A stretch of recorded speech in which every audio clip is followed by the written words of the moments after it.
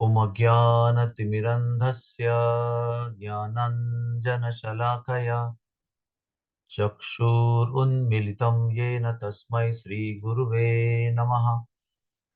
श्रीचैतन्यमनोभीष्टं स्थापितं येन भूतले स्वयं रूपः मह्यं ददाति स्वपदान्तिकम्।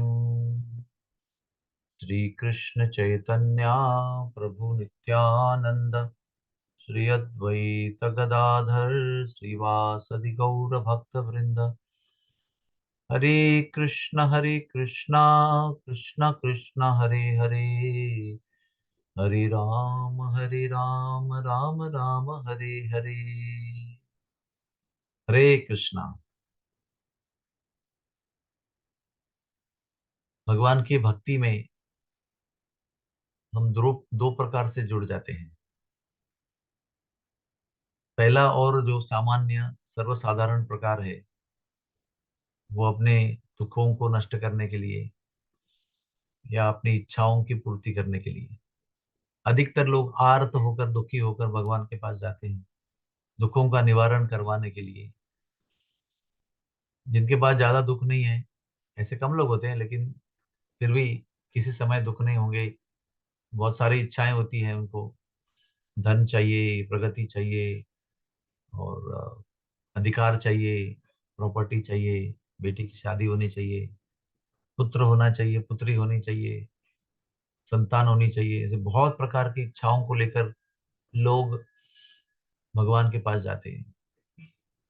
और एक वर्ग होता है जो बहुत ही विरला होता है, जो केवल भगवान को प्राप्त करने के लिए भगवान के पास जाते हैं। तो आर्त, अर्थार्थी, जिज्ञासु और ज्ञानी। तो इसका परिणाम जो है वो सोचना बहुत जरूरी है। भगवान की शरणागति जब हम स्वीकार करते हैं, और अगर इच्छाओं को मन में लेकर अगर भगवान की शरणागति स्वीकार करते हैं, उनके साथ संबंध जोड़ते हैं, तो होता यह है कि इच्छाएं पूरी भी हो सकती हैं, दुख दूर भी हो सकता है, लेकिन जीवन में परिपूर्णता का अनुभव नहीं होता है। जब भौतिक इच्छाओं को मन में लेकर, चाहे वो दुखों का निवारण हो या इच्छाओं की पूर्ति हो, इस भावना से जब भगवान से हम जुड़ते हैं, तो वो इच्छाएं बनी रहती हैं। This is very important to understand.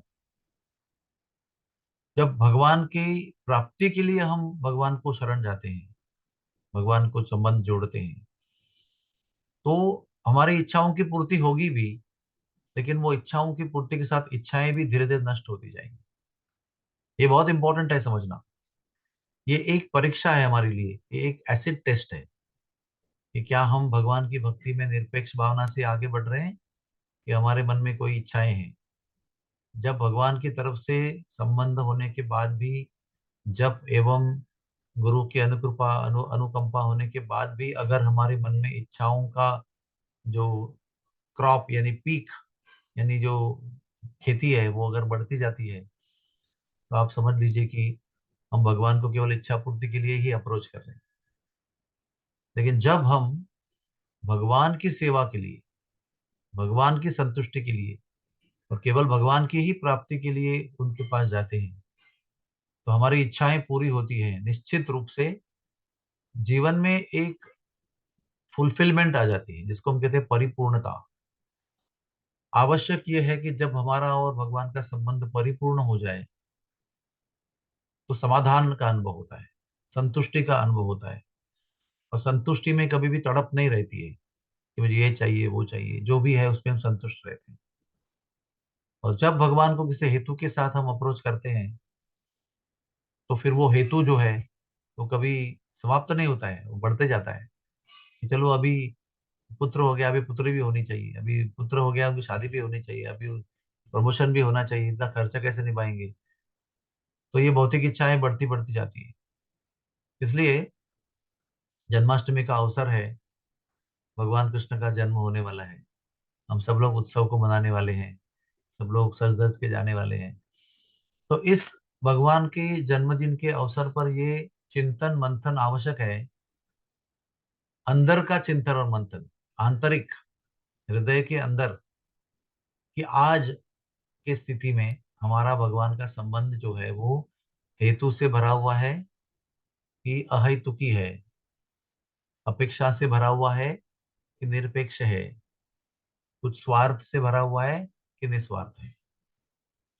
क्योंकि ये इस प्रश्न का उत्तर हमारे आगे की आध्यात्मिक प्रगति का मार्ग तय करेगा, किस मार्ग से हम जाएंगे। शुरू किया था तभी हो सकता है कि हम दुखी होकर आए थे दुखों का निवारण करने के लिए, हो सकता है। लेकिन अभी कुछ समय के बाद में हमें फिर वो कहते हैं ना आढ़ावा, इवेल्युएशन, सिंहावलोकन, एक बार उसका जो है वो इवेल्युएशन करना पड़ेगा कि हम कहाँ हैं और कौन से मनस्थिति में हैं और कितना हम लोग सुधर चुके हैं पहले से, ये भी हमको देखना है। और ये चिंतन बहुत आवश्यक है क्योंकि कभी कभी हमको लगता है हम तो निरपेक्ष है लेकिन मन में बहुत छुपी इच्छाएं होती हैं।